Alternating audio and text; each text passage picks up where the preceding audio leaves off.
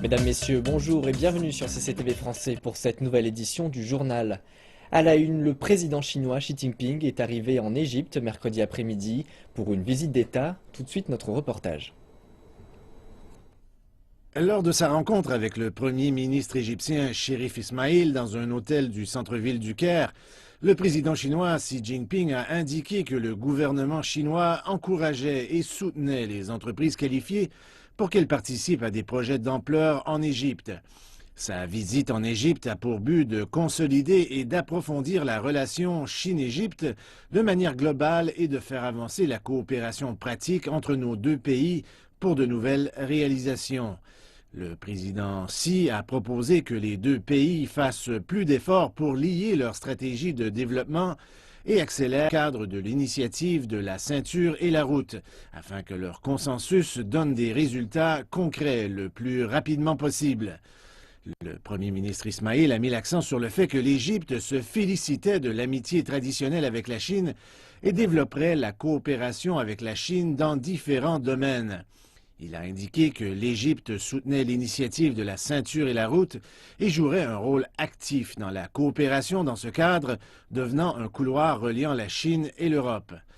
Après leur réunion, Xi Jinping et Ismaïl ont visité l'exposition Chine Sciences et Technologies à laquelle participent 15 entreprises chinoises. Plus tard mercredi, le président Xi a rencontré 10 personnes décorées pour leur contribution remarquable à l'amitié Chine-Égypte, y compris l'ancien secrétaire général de l'ONU, Boutros Ghali. La visite du président chinois en Égypte devrait déboucher sur plusieurs accords et projets d'investissement d'importance. Cependant, l'aspect du partenariat qui est en jeu cette semaine revêt aussi un aspect politique majeur. Il y a 60 ans, le Caire et Beijing établissaient leurs relations diplomatiques. Depuis 19 mois, soit depuis le début de la présidence d'Abdel Fattah al-Sisi, l'Égypte et la Chine ont pris des mesures permettant un rapprochement des deux pays. Avant cette semaine, les deux dirigeants se sont rencontrés à 5 reprises. Signe de cette proximité, l'Égypte est une des nations dont les soldats ont participé au défilé militaire qui a eu lieu en septembre dernier à Beijing, lors des célébrations marquant la victoire lors de la Seconde Guerre mondiale. D'après certains analystes, le président égyptien verrait la Chine comme un modèle. Al-Sisi admire le développement et la réussite de la Chine. Il rêve d'une Égypte se développant de la même façon que la Chine. Il souhaite que l'Égypte copie le modèle chinois, tout du moins une partie de ce modèle dans certains domaines. C'est pourquoi il était désireux d'afficher la proximité des directions politiques des deux pays. Les institutions et responsables gouvernementaux feront de même et les relations bilatérales ne pourront que s'améliorer.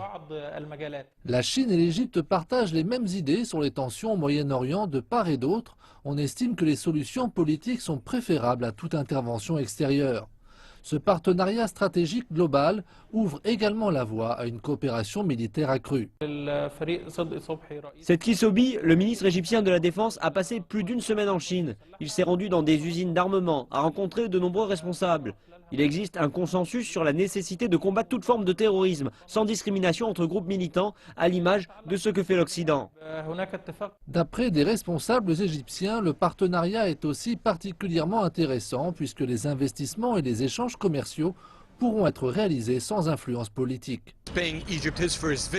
Le président chinois Xi Jinping se rend pour la première fois en Égypte. C'est par ailleurs sa 6e rencontre avec son homologue égyptien. Pour marquer le renforcement de ces liens, le Caire a fait de l'année 2016 l'année de la culture chinoise. Nombreux sont les Égyptiens qui attendent de connaître les résultats de cette rencontre majeure. CCTV a interrogé plusieurs dignitaires chinois et égyptiens pour connaître leurs attentes au sujet de la visite de Xi Jinping. La Chine et l'Égypte ont resserré leurs relations pour arriver à un partenariat stratégique global en 2014. Plusieurs responsables estiment que la visite du président Xi Jinping va permettre d'amener les relations bilatérales à un niveau supérieur.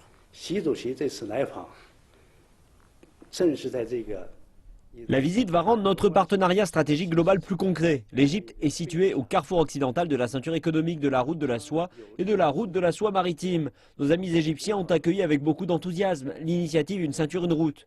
Pendant la visite du président Xi, les deux parties parleront de la coopération dans ce cadre. En attendant, l'Égypte planifie un grand projet pour développer le canal de Suez et les deux stratégies peuvent bien s'intégrer.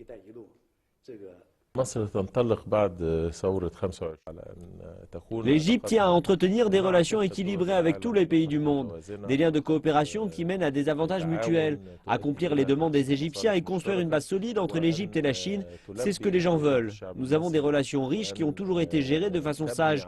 Nous voulons intensifier ces liens avec la Chine pour donner ce qu'il y a de mieux à notre peuple. La Chine et l'Égypte représentent deux des plus vieilles civilisations du monde et ont un héritage culturel très riche. Cependant, les deux pays ont perdu plusieurs objets d'une grande valeur historique.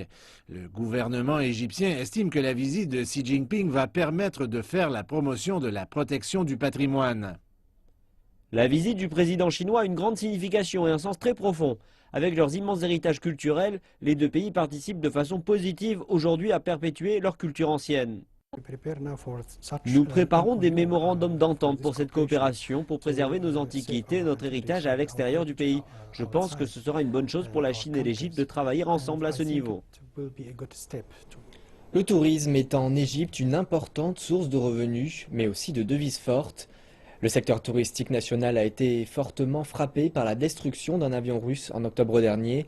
On suspecte une opération terroriste. Le pays tente de relancer cette activité qui lui est vitale. Le Caire se tourne donc vers le marché chinois, comme nous l'a expliqué le ministre égyptien du Tourisme, Hicham Zazou. Cette question sera abordée lors de la visite du président chinois Xi Jinping au Caire. Le nombre de touristes chinois a augmenté de façon spectaculaire depuis 2013 et 2014. J'estime que le rythme de croissance a presque atteint 100%, passant de 60 000 à plus de 100 000 touristes autour de 200 000. Et nous continuons de faire ce qui est nécessaire pour accroître le nombre de visiteurs venus de Chine. C'est une source de marché très importante pour nous. Pensant à ce chiffre de 200 000, j'espère qu'1 million de touristes chinois viendront ici dans peu de temps, d'ici 1 à 3 ans en fait. Nous discutons de la possibilité d'augmenter le nombre de vols. Il existe un accord bilatéral portant sur le nombre de vols depuis l'Égypte, mais aussi depuis la Chine. À l'heure actuelle, nous atteignons la plupart des quotas dans ce domaine. Nous voulons les accroître et nous voulons demander aux partenaires chinois de faire de même de leur côté. Il s'agit aussi de travailler ensemble aux activités culturelles et touristiques, car nous savons qu'il existe une forte présence de la Chine en Afrique. Nous désirons améliorer les installations mises à la disposition des voyageurs chinois en leur accordant un visa à l'aéroport à leur arrivée. Nous savons en effet que la Chine, géographiquement parlant, est un grand pays et nous devons encourager tous les Chinois à se rendre en Égypte, qu'ils soient capables de décider seuls en prenant un vol de n'importe quel endroit pour se rendre directement en Égypte. Mercredi, le président chinois Xi Jinping a visité le site historique du palais Al-Mourabba dans la capitale saoudienne, à Riyad. Il était accompagné par le roi saoudien Salman Ben Abdelaziz Al Saoud lors d'un événement culturel où il y a eu de la musique et même un peu de danse. On a servi du café arabe au président chinois et de la nourriture typique de la région. Les deux dirigeants ont aussi visité un monument à la mémoire du roi Abdelaziz Ben Abderrahman Al Saoud, le fondateur de l'Arabie saoudite. Le président Xi a apprécié la conception du palais, notamment pour sa beauté architecturale arabe traditionnelle. Le palais, complété en 1945, a été d'abord utilisé par le roi fondateur comme résidence. Xi Jinping a aussi déclaré qu'il avait été impressionné par l'amélioration des infrastructures, de la circulation et de l'environnement depuis sa dernière visite, il y a 8 ans. Autre sujet d'actualité, un tremblement de terre de magnitude 6,4 a frappé le nord-ouest de la Chine. Les premières secousses se sont fait ressentir à 1h13 ce jeudi matin. L'épicentre a été localisé à 33 km dans le nord-ouest du comté de Menyuan, dans la province du Qinghai, à plus de 10 km de profondeur.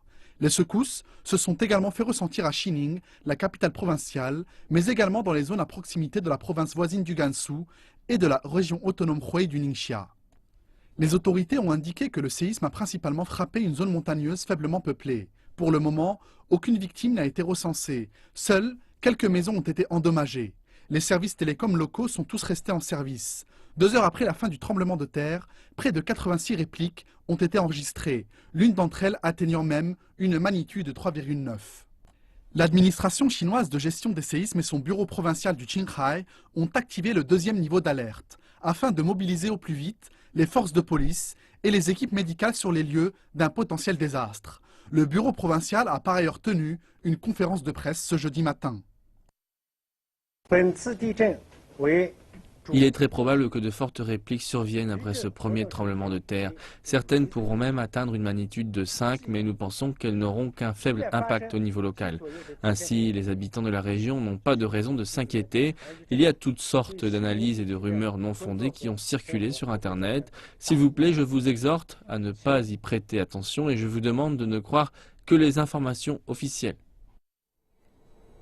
Passons maintenant aux performances du jour des principales places financières asiatiques. Les bourses chinoises ont terminé en large baisse jeudi. L'indice composite de référence de la bourse de Shanghai des actions A a clôturé à 3014,71 points, en baisse de 3,23%, et l'indice des actions B a clôturé à 351,24 points, en baisse de 3,71%. L'indice de la bourse de Shenzhen des actions A a fini à 1883,17 points, soit une baisse de 4,02%. L'indice des actions B a clôturé à 1148,64 points, en baisse de 2,23%. La bourse de Tokyo, qui avait rebondi jeudi matin, n'a pas réussi à maintenir ses gains et a fini en nouvelle chute conséquente, portant à près de 16% son recul depuis le début de l'année sur fond de tempête boursière mondiale. À l'issue des échanges, le Nikkei des 225 valeurs vedettes a lâché à 2,43% à 16 017,26 points, un nouveau plus bas en 15 mois. Nous enchaînons avec les taux de change, les prix du pétrole et ceux des métaux précieux.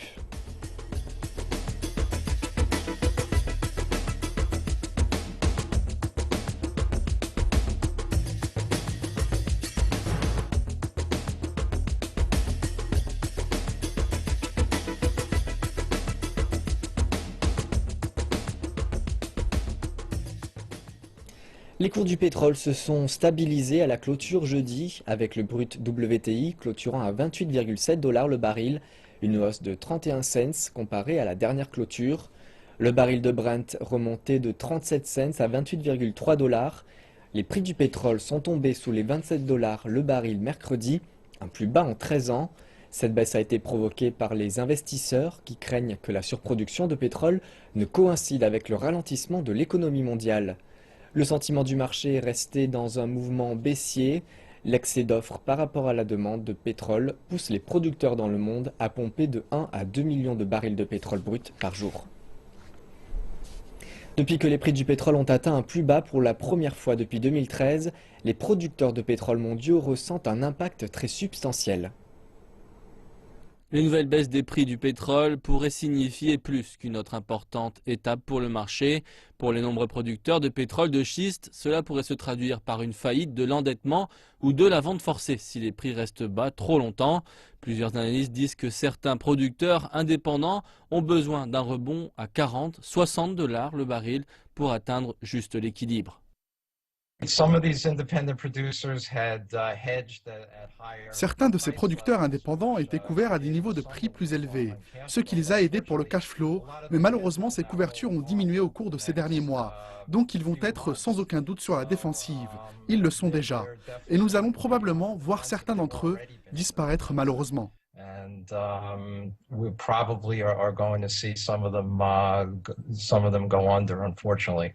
La situation est très réelle dans les villes comme Aberdeen, en Grande-Bretagne, où l'économie dépend du pétrole. Il y a 2 ans, les techniciens étaient payés près de 3 fois le salaire moyen dans le pays. Aujourd'hui, beaucoup sont contents d'avoir encore un travail.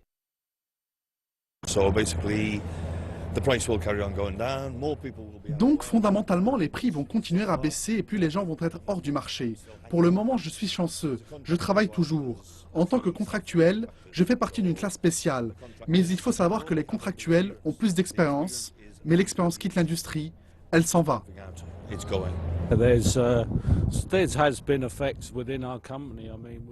Cela affecte notre compagnie et nous devons réduire les coûts. Nous devons fournir davantage de services à nos clients par rapport à avant et malheureusement cela a un coût. Et les experts disent qu'il y a peu d'indications envers une remontée des prix. Mardi, l'Agence internationale de l'énergie a prévenu que le monde pourrait connaître une surabondance de pétrole en 2016. L'industrie pétrolière pourrait bien connaître des jours encore plus difficiles. Une enquête menée auprès de 500 entreprises membres de la Chambre de commerce américaine en Chine a confirmé que la majorité des entreprises étrangères demeurent optimistes sur le potentiel de croissance du marché intérieur chinois. Cependant, les entreprises interrogées rappellent que certains défis restent encore à surmonter pour entreprendre des affaires en Chine. 2015 fut une année à haut risque en termes de croissance et de profit pour les entreprises américaines présentes en Chine. C'est ce que montrent les résultats de l'enquête menée conjointement par la Chambre de commerce américaine en Chine et Bain Company. L'enquête indique que lors d'une année 2015 particulièrement difficile, seulement 23% des entreprises américaines présentes en Chine ont déclaré une baisse de leurs revenus par rapport à leur exercice précédent. Cependant, une croissance soutenue a été constatée au sein des entreprises américaines dans les secteurs des services, de la distribution, des technologies et des industries à très haute valeur ajoutée. Cette tendance confirme le changement de la stratégie de croissance que la Chine vit actuellement.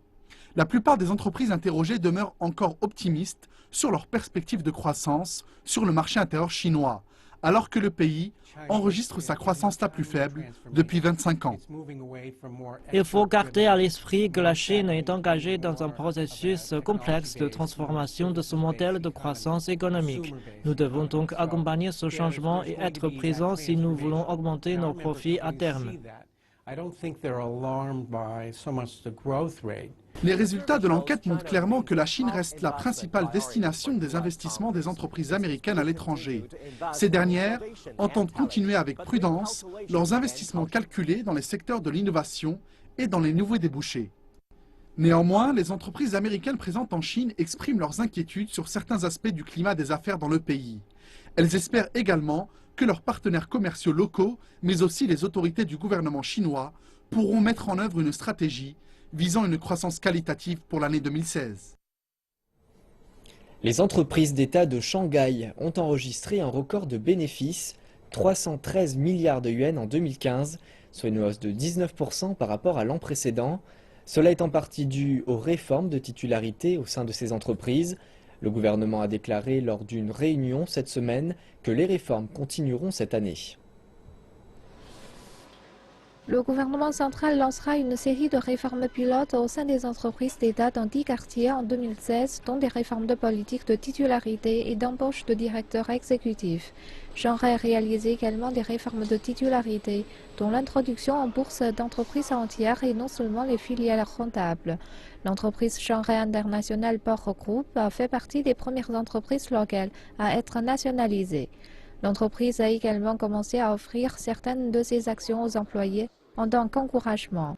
Le nouveau système est en place depuis plus d'un an et l'entreprise a été témoin de grands et d'encourageants changements dans ses opérations. Suite à l'introduction de la totalité de l'entreprise, la gestion et la structure de notre entreprise est devenue plus claire qu'avant. Nous avons des normes opérationnelles plus élevées, car nous sommes à présent une entreprise cotée en bourse. En d'autres termes, c'est comme mettre une entreprise dans un vase en verre, tout est ouvert et transparent. Nous avons commencé à donner des actions à nos employés en 2014 et aujourd'hui, ils prennent davantage soin des opérations de l'entreprise. Nous avons reçu 57 propositions cette année lors des réunions, alors que nous n'en avions qu'une sur 10 avant. L'objectif des entreprises d'État cotées en bourse est d'introduire de multiples actionnaires, dont des investisseurs privés, et de réduire la proportion des actions détenues par le gouvernement à un niveau plus modéré. Le gouvernement pense que cela aidera à relancer la productivité et la compétitivité des entreprises publiques. Elles sont habituellement imposantes, mais possèdent plus d'un commerce principal. Tous ces commerces ne sont pas forcément cotés en bourse. Pour résoudre ce problème, le gouvernement central a publié des directives pour classifier les cibles de réforme des entreprises d'État. Les entreprises d'État sont à présent divisées en entités commerciales d'un côté et d'un autre côté en entreprises impliquées dans la sécurité ou dans le contrôle de ressources naturelles. Mais selon les experts, classifier certaines entreprises d'État est un sérieux défi pour les réformes de cette année. Comme le marché s'est développé, les gens se sont de plus en plus sensibilisés sur la signification de la classification des entreprises d'État. Clairement, la réforme est dans la bonne voie, mais les limites de chaque classification ont été établies par les forces du marché. Par exemple, l'industrie de la télécommunication implique la sécurité de l'information, qui devrait être strictement contrôlée par le gouvernement. Mais pour le domaine du service de terminal, cela peut être ouvert pour la compétition du marché. Même si nous divisons les entreprises en deux catégories, la division détaillée est très compliquée et a besoin de beaucoup plus de considération. La réforme des entreprises d'État a déjà rapporté de bons résultats pour 2015. Les entreprises d'État de la ville ont généré un total de revenus de 3 000 milliards de yuans, soit une hausse de 7% par rapport à l'an dernier. En plus des réformes de titularité, les entreprises d'État à Shanghai explorent également d'autres chemins pour augmenter leur rentabilité pour l'année à venir. L'entreprise Shanghai Port, par exemple, essaie un nouveau système pour embaucher les directeurs exécutifs et élargira les actions à ses employés cette année. Passons maintenant au Forum économique mondial qui se déroule actuellement dans la ville suisse de Davos, où plus de 2000 dirigeants économiques et politiques du monde entier se sont réunis. Le thème de cette année est consacré à la gouvernance de la nouvelle révolution industrielle. Cette dernière sera-t-elle en mesure de relever les défis majeurs liés à la crise des réfugiés et aux diverses tensions pesant sur l'économie mondiale? Des éléments de réponse dans notre reportage. S'agit-il encore d'une station de ski ou bien d'un centre global d'échange d'idées? Davos entend justement être à la frontière de ces deux mondes, qui, en apparence, n'ont rien en commun. Cette année, les entreprises technologiques et les industriels se sont réunis dans ce cadre particulier. Alors que la croissance mondiale est à la traîne, il apparaît de plus en plus évident que la convergence entre le physique et le digital ouvre la voie à un nouveau potentiel de croissance pour les années à venir. Le thème de cette année s'intéresse justement à la 4e révolution industrielle en marche. Récemment, nous venons de lancer avec General Electric de nouveaux projets industriels dans le cadre d'un consortium combinant l'Internet et de nombreux domaines industriels. Par exemple, dans le domaine de l'efficacité de l'utilisation des actifs, ou bien encore dans le suivi de ces actifs, grâce à la technologie de General Electric et à la nôtre. Nous pouvons, grâce à l'Internet des objets, préserver la qualité de nos différents actifs. Lorsque je ne vais pas à la rencontre des experts du secteur technologique, j'en profite pour faire des gribouillages en imaginant ce que les designers peuvent réaliser.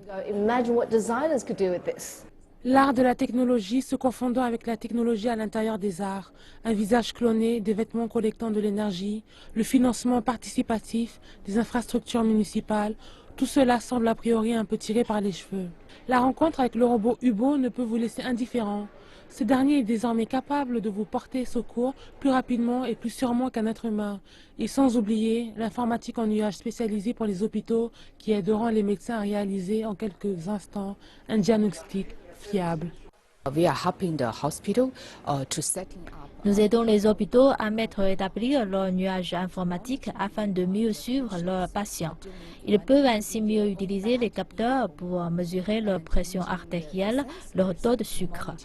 Au final, cela permettra à chaque hôpital de constituer leur propre base de données afin de réaliser de meilleurs diagnostics à terme.